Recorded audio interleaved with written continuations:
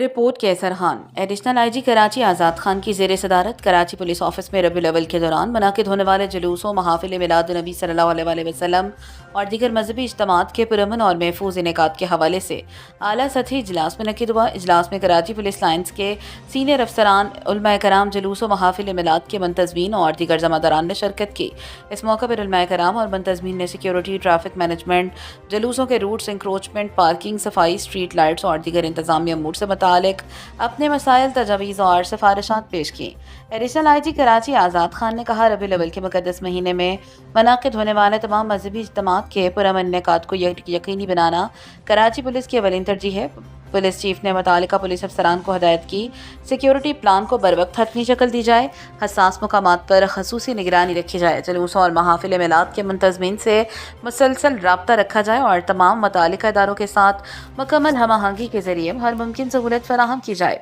انہوں نے مزید ہدایت کی کہ جلوسوں کے روٹس پر ٹریفک کی روانی برقرار رکھنے کے لیے جامع ٹریفک پلان مرتب کیا جائے اور متبادل راستوں کی پیشگی تشہیر کی جائے۔ اجلاس میں اس بات پر اتفاق کیا گیا کہ امن و امان کے قیام، مذہبی ہم آہنگی کے فروغ اور شہریوں کے جان و مال کے تحفظ کے لیے کراچی پولیس، علماء کرام اور منتظمین کے درمیان باہمی رابطے اور تعاون کو مزید مؤثر بنایا جائے گا۔